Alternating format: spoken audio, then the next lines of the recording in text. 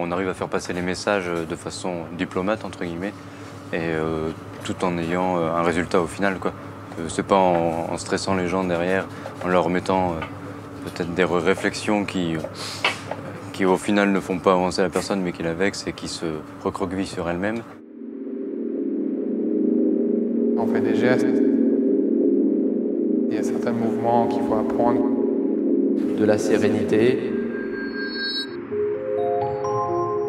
Le silence en cuisine, la façon de se parler. On se dit bonjour, on est courtois. On respecte son vestiaire, son plan de travail. Enfin, ce type de management n'est pas appliqué à ma connaissance ailleurs en France.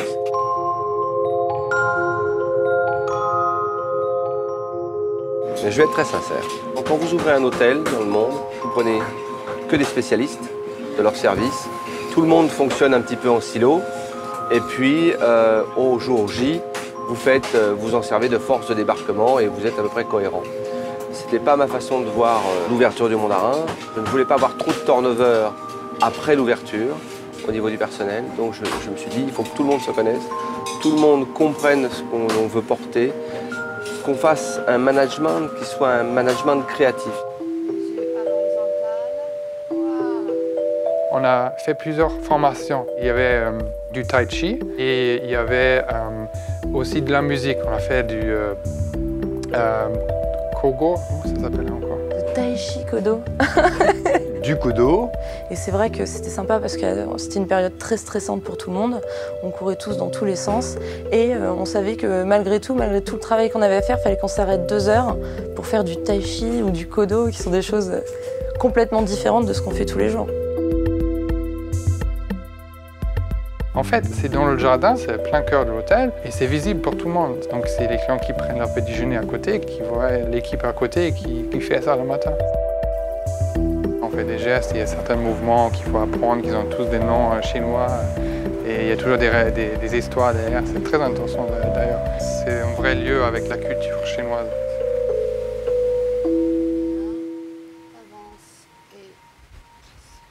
Parce que notre métier, ça bouge toute la journée. Il y a des demandes dernière minute, il faut qu'on s'adapte. Et je ne sais pas si vous sentez la même chose, mais on est calme, on est bien ici. Et puis pour toutes les personnes qui, elles, n'étaient pas intéressées par ces cours de tai chi ou se sentaient un petit peu mises en situation, eh bien, elles avaient plutôt la fibre musicale et elles nous ont accompagnés au tambour. Ce qui m'a permis de mesurer à chaque fois la cohérence de ce groupe.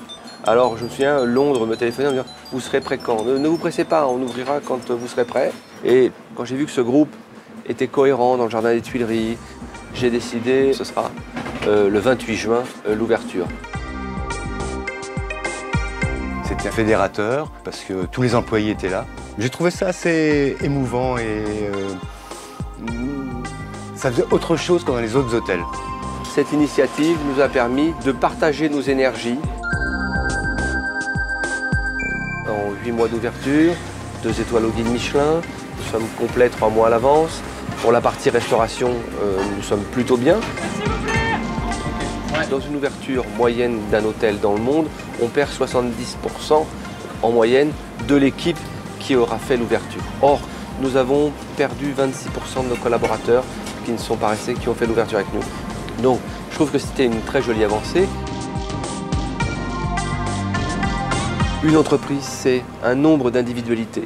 Indépendants pour vivre, unis pour gagner.